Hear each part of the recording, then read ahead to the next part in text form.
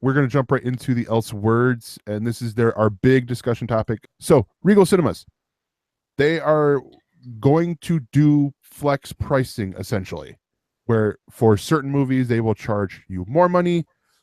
For box office bombs, they will charge you less. Now, what do you guys think about this? Now, I will point out, I will throw it to Patrick first, who has a vested interest in this because he does participate in the Cord Killers Night Attack movie drafts. So Yes. this could have a big effect on the draft. Yeah, the big movies could be bigger and the bombs could bomb more. And ultimately, I think that Hollywood needs to be more concerned about that, because if they're getting a movie that's not getting a big audience and now they're not getting as much money from it, that could be an issue. Although I don't expect them to lower the price if the movie's bad. I expect the price we're paying now to be the bad movie price.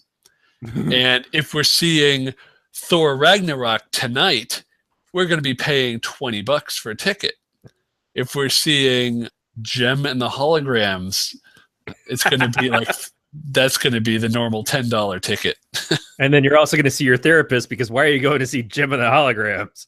Yeah, well, that movie made what, $2 million total? Right. Yeah. But do you feel like that it's going to be? Do they have an adjustment that they're thinking of ahead of time? Like, we seriously think this movie's going to bomb, so we're going to try to lower the price on it? Or is it going to be an adjustment like, oh, hey, the fish smells like it's turning bad, we should run a special on the fish? And in this case, the fish is, the newest Michael Bay movie, or what? That's kind of my question. Is it going to be adjustable pricing? Like, one week, oh, we thought this movie was going to do really well, and then the next week it's like it's the $5 thing, because we used to have the cheap theaters for that. Yeah, and I would go to see matinee movies where I would actually save some real money by seeing the movie in the afternoon instead of going in the evening. Nowadays, I mean, there's still matinee pricing, but you save like $1, so there's really no advantage.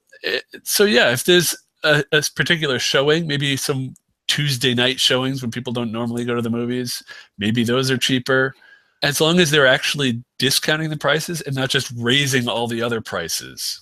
And also, does having it be a lower price actually encourage people to go see it? It's like, oh, well, this movie is the one I want to see is $15, but the movie that we were kind of considering but weren't really sure on is only $7. Let's go see the $7 movie and save some money. Or do you go to the thing that you actually wanted to see in the first place? Or does it encourage you to get out of your chair and go see it? Like, my wife the other day said, hey, Assassin's Creed is available to watch for free. She goes, didn't that movie just come out? I said, I guess for some people it did, but it totally makes sense why it's free to watch on HBO. Yeah, when I'm looking at the movie listings, when my wife and I say, oh, let's go see a movie, we'll look and see what's playing. I don't know if we're going to be looking at like, oh, well, this one's only $3, but this one's $8. We'll see the movie we want to see. And it would be nice to know, oh, yeah, we go to the movies, it's going to cost us $10 a ticket. Then we buy popcorn. It's not, oh, well, if we go at noon, then it's going to be $8 and the popcorn's going to be maybe cheaper too. But then if we go later, I don't want to have to do math. And are we going to movie surge pricing? Yeah, surge pricing. That's no. Oh yeah. But the movie pass thing is already kind of a question as to if it's going to cause people to go see more movies or not. It seems like that's a very specific audience who's going to say, oh, well, I want to see all the new movies, and so the movie pass thing makes sense for me. But for most people, it's going to the movies is somewhat of an ordeal. I go to matinees not just because they're cheaper, but so I don't have to deal with a lot of other audience attendees and long lines and everything else. Yeah, absolutely. But I'm still going to see the movie when I'm going to see the movie. It's just a matter of if I go at 2:00 in the afternoon versus 6:00 in the evening, I'll be able to find seating. I can have my legs stretched out on the bars at the front of the theater, whatever else. So it still seems odd to me to have a shifting scale, other than the fact that some movies maybe don't expect to be blockbusters, and trying to price them all the same at blockbusters doesn't make a ton of sense already. Should I be expected to pay the same amount of money for a World of Warcraft that is, to me, not super interesting versus a Star Wars Force Awakens? No, that's part of the reason why I wait for Warcraft to come out on cable, is because I don't want to spend the money on it in the theater. But if it was $6 versus $12, maybe that is the point where I say, okay, well, yeah, because it's not the same level of film. I look at this and it gives the, there's been a year to date from, the weekend starting October 20th, 2017 to last year at that time. There's been a negative 4.8% change in what the movies have done in that year. So, 9.06 billion versus $8.62 billion. So yes, it is a negative trend, but part of me wonders, are we looking at it too close? Are the movie executives looking at it too close for this trend, when maybe overall, like over course of 10, 15, 20 years, the trend is still going up, or it is staying more level? Yeah, I think if you compare this to climate change, we can't just look at the weather today and say, oh, well, it's colder today, so whatever. We have to look at the long-term trend. And yeah, if they're just looking at 1 year, they can have a down year. It doesn't necessarily mean, oh, everybody's going to Netflix, the sky is falling. Yeah, because honestly, the movie's coming out. I was looking at the movie draft list for the winter. I'm like, all right, there's like 2 movies here I want to see. The rest is crap. Yeah. There's so let me ask you. There's stories going around today that they're calling it the Weinstein Company's fall, which is the new post-scandal Weinstein Company movie that just came out, is an Amityville horror sequel, Amityville: The Awakening. It has grossed $742. It's only in 10 theaters. But the other side of it is that it's also, I guess, free to stream on Google. They gave it away for free, right, for a weekend. I know, because I accidentally clicked yes. I'm like, I don't watch the Amityville shit. I don't watch the shit. I don't even want to support it with a pity click. No, it wasn't even that. It was connecting to the Disney or to the Movies Anywhere, and it was right there. And I'm like, I'm just like hurrying around. I thought I clicked no, and it's like, God damn it! Now it's in my movies. Well, also under scandal is Jeepers Creepers 3, which Frank Silva is another side of people who are pretty ticked off at some of the directors in Hollywood. Jeepers Creepers 3 came out for 2 specific days in theaters, and then was part of the Halloween lineup on the Sci-Fi Channel the last weekend. So we have movies. I think the new Chucky film that came out just in the last couple of weeks is also streaming on Netflix for, maybe not in America, maybe it is, I haven't checked. But so there's a Child's Play movie that is in the theaters and on Netflix at the same time.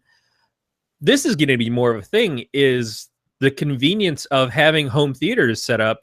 Is that what's stealing people away? Or is it that we just know what films are going to tank ahead of time, that the audience is more sophisticated than the people who are making the movies?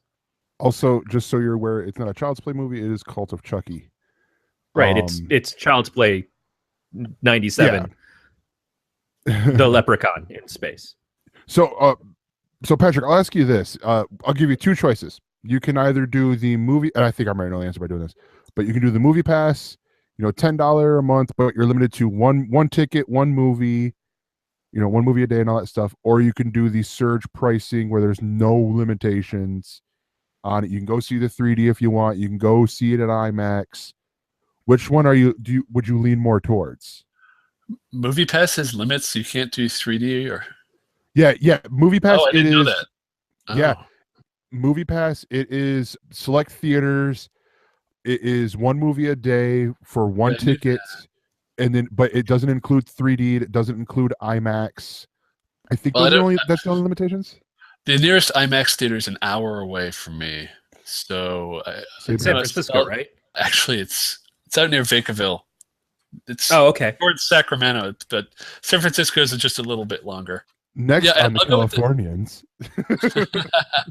Yeah, I'll go with the Movie Pass, because I don't know if I've ever seen more than one movie in a theater in the same day, other than like marathon. I saw Back to the Future trilogy, a special presentation, and yeah, I don't.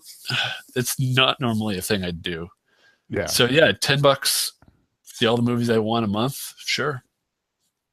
Because I'd probably average more than one movie a month. So in the end, I'll come out ahead. Yeah.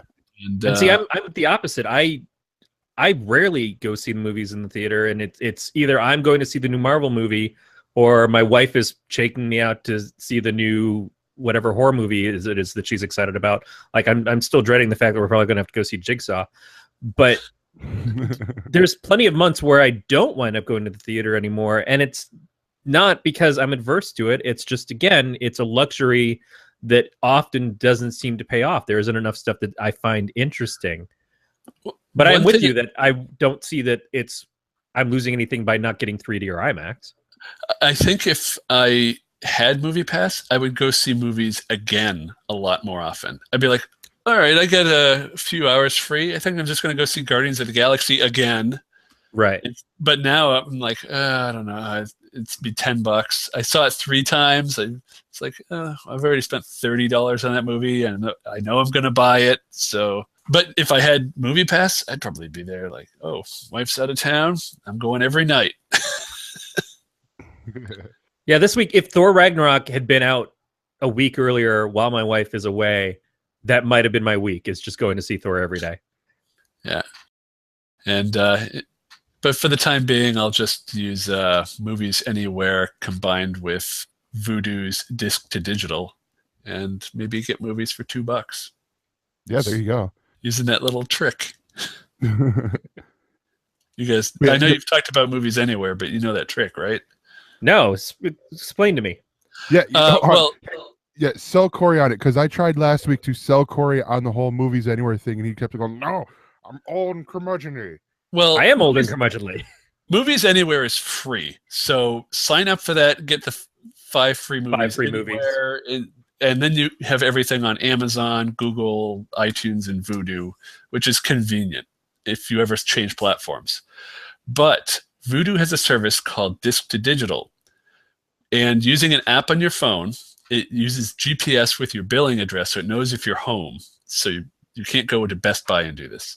But you can scan a Blu-ray, and for $2 get the digital version. And if it's one of the Movies Anywhere studios, it goes everywhere. It won't scan Disney movies, but Universal and Warner Brothers I've definitely done. If it's a DVD, if you don't have the Blu-ray, you can pay $5 for the HD or $2 for SD. And you might be wondering, well, I already have these movies. Why do I want to pay for the digital version? I can just put the disc in. What if you don't have the movie? What if you look up the UPC code on the website? What if I just borrow movies from friends and stuff? What if you're like, oh, I want to watch Harry Potter. Oh, it's $5 to rent? Hold on. Harry Potter, Blu-ray. Oh, look, it's showing me the packaging. Or this website brought up the UPC code. Let me just scan that with my phone. And $2. You have Harry Potter everywhere digitally. That is insane, and that is such. Not that I've done this, because it might be. No. But in theory, this could work. So until they fix it, and it is again such a hackers / pirates will do whatever they can to get this stuff, because the cost, not even necessarily because of the cost, but often sometimes just because they can. And so what does the industry do to make things easier for the average user, so that it becomes like, oh, well, that's too much of a hassle, and I'm just going to go through the service now instead. And what is the service going to do so I don't feel so bad about like not having to hack this? You could go through some janky website and get something potentially dangerous that might not be the movie, and maybe halfway through it turns into porn. You never know what you're going to get. Or pay $2, and now you have it in the cloud, which it's hooked into whatever service you want. And so you don't even have to. I could be at the airport and like, oh, I forgot to download this movie. Let me just put it on my phone. I watch it on the plane. God, I love it. I just hope Movies Anywhere goes to other studios, because I'm loving this service. It's just so convenient. Oh, yeah, My iTunes go list went from I think like 20 movies to 80. And that's before I even did any disc to digital with legit copies that I owned. Yep. Like, I want the digital version of this. And then I can put the disc in storage. And it sounds like Cost when for the Comixology VHS. started selling stuff and it started getting popular, and then I'd see all these people like, I haven't bought comics in years, but I just spent $100 on comics because Comixology was having a sale. And like I just got the entire Avengers line and I got the entire Guardians line and stuff. It's like I'm saving so much money and yet I'm so broke right now. I did the disc to digital, and then I was like, I want to do this with TV shows. If I could get rid of these huge box sets and just have it all digitally. Yeah. And then I look at my books. Oh, comics, I want to do it with that. I want to do it with books. I want to convert to ebooks and just want everything out of my house. I just want it all digital. I will pay the $2 to convert this big, thick volume of some book to an ebook. Let me do it. We cut to 5 years from now when all this has happened, and Patrick's house is just, it's like the ultra modern, all white. There's not even furniture there, because he's like, no, I want it all digital. It's all digital couches and all that stuff. This really ruins the Burgess Meredith episode of Twilight Zone, where he's in the future and he finally can read and he breaks his glasses. It's like, oh no, I can just make the text bigger on my Kindle. They need to reshoot that episode and have it end that way. Shot for shot remake, and then just tweak the ending. Yep. And they can use a computer animatronic Burgess Meredith because that's a thing too. Yeah. Like when they do the shot for shot remake of Back to the Future, but they change gigawatts to gigawatts. Yep. Gregor, do you have an interest in this? The back to the original story? Personally, not really for me, because I don't have a Regal cinemas around me. The two that I have that are here are Goodrich and AMC, which bought it. The AMC bought the GQT or whatever it was. I forget what it used to be. But if it stretches out, if Regal is the trendsetter and then other people jump on board with it, I was not expecting the monkey wrench of making the other successful movies more expensive. That was a big knife in the back of that plan. But they say they're going to lower prices, but we all know that the lower prices are the prices now, and everything else is just more. Yeah, that's how they always do it. That's their excuse to raise prices. Yeah, I mean that I could see blowing up in their faces of, oh well, movies are $20. Screw movies. I just heard about this really great way to make my DVDs only cost $2 and I can watch them anywhere. I'll say it this way. I'll say it this way. If it does that and I'm feeling like watching, in 3D or in IMAX, which there's not an IMAX around me, it's like the same thing. It's like a 45-minute to an hour drive away. And so it's, the increased price because it's a popular movie. And then it's an extra $5 or $3 or whatever because it's 3D or because it's IMAX. Then I'm upset and would really wish that MoviePass included 3D and IMAX. I don't know. It's because it'd be very tempting for me to go into the comic book fan of, you guys were never fans of the source material and stuff like that with, because it would be the Marvel movies, the DC movies, the Star Warses that would be getting the upcharge. It wouldn't, and for some of it would benefit, like a lot of the Amazon movies, like the last year's or this past couple months, Big Sick, I probably would have seen more people in there as opposed to me going on opening night in my town with sitting in there with 4 other people in the movie. But do you think the Big Sick is going to be in an IMAX theater? That's the question. Even something it's something that would deserve to be an IMAX, like Valerian. By the time they get to the thought process of, oh, this movie's tanked and we're going to cheapen it, we're going to make it less expensive for people to watch it, I think they're also going to pull it out of the better theaters and move it to the lower end screens because it's already not worth the investment. And so they throw up something that they think can make money in those bigger screens that are going to get the bigger bucks. So it's the movie not only gets downplayed in cost, but I imagine that it's going to get downplayed in the quality that they're willing to give you of it. I see. There's a big risk, in my opinion, that I don't think Regal Cinemas has truly taken into account, and that is that the bombing of the movies, you know, to where we get a Gem and the Holograms.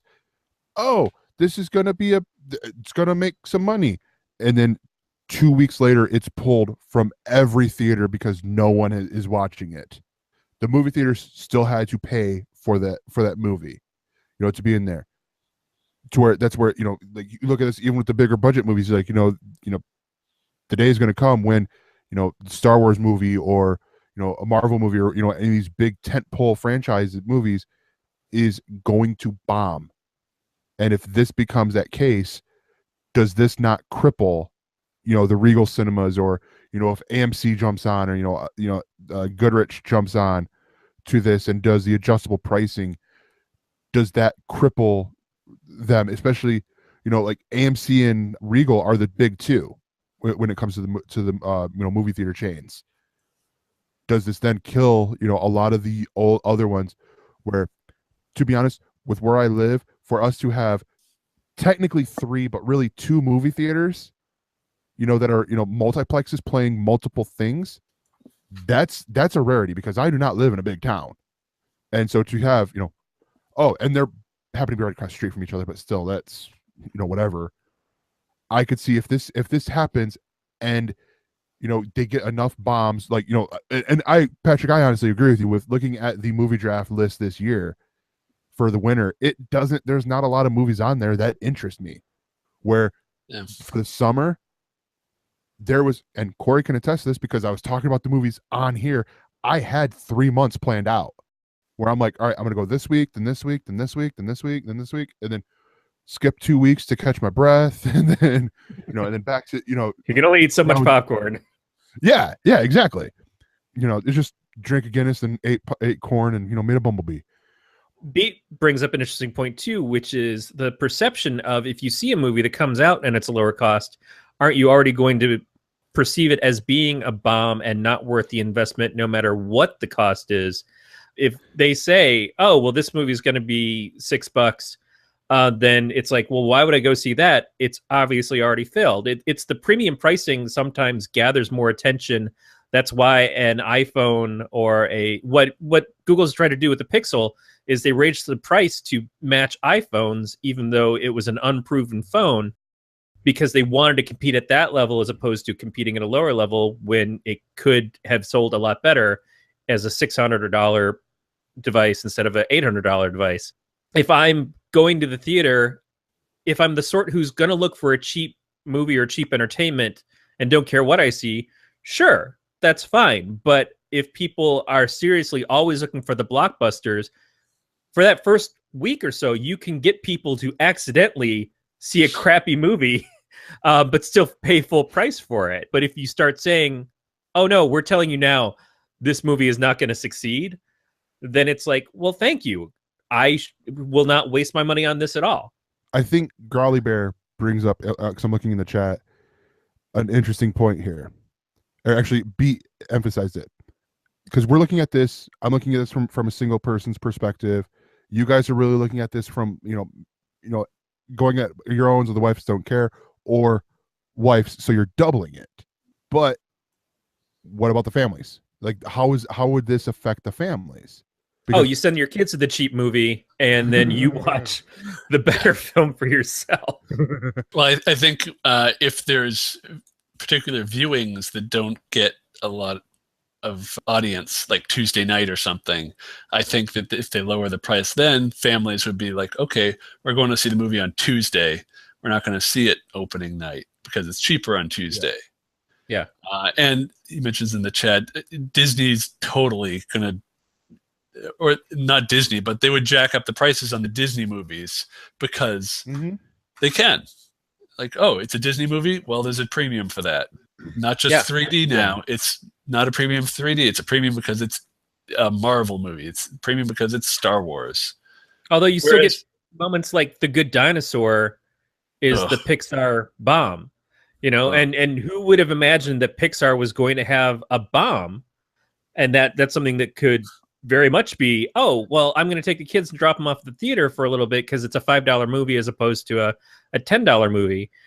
But who would ever think that movie wouldn't be successful? And could the drop in price increase things for them or not? Honestly, I'm really confused with this because, I mean, at the one side, it is sort of making me go, well, Movie Pass is an option, and I can use it in both of the movie theaters. And also, I think depending on how that GPS part works with the area, I could probably use it at my work. I mean, Movie Pass is even more interesting to me from a family perspective. Yeah, because $10 a month for me is a sort of splurge, because I know that I'm not always going to go see films. But if I had wife, kids, and it was now $40 for entertainment, multiple nights of entertainment for the month, versus whatever it would cost to take the kids out to a movie, let alone like 1 or 2 a week, that's an incredible savings. So it exponentially gets more valuable the more people you add to it. Yeah, and Beats pointing out, this is from the article, that Regal won't consider sharing revenue with Movie Pass, which is sad, but I think it's, you know, I honestly feel like that's just going to be, if Regal and other people really are considering this, I think that we're going to get this crossroads where it's either, you know, Movie Pass just keeps going and gathering subscriptions for a little bit, and then they get like how they originally built it, where, oh, well, we're trying to do the, what was it, the gym membership thing where you keep paying it, but yet because you forgot to cancel it, and so it's going to be that price where it's like you don't really care, you know, it's like, oh, it's $10 a month, whatever, you know, I see one movie at, you know, every once in a while, 3-month gap, so you're paying $30 for one movie. I think this is going to be the whole, you know, VHS, Betamax, Blu-ray, HD DVD debate, just in before it gets into home viewing entertainment. Yeah, it should be that I go to the movie theater, I buy a ticket for a movie, and then I scan the UPC code on the back, and it sends it directly to my Movies Anywhere. And then I just go home. Then I just say, screw it. My $10 a month bought me all the movies from the movie theater. I just have to stop, take 5 minutes to pick up my ticket, and then I go home and watch it away from all these other goddamn people. So make it happen, Disney. They're not going to make that happen. For more on this Galactic Network podcast, go to gncast.com. That's GNCASTS.com.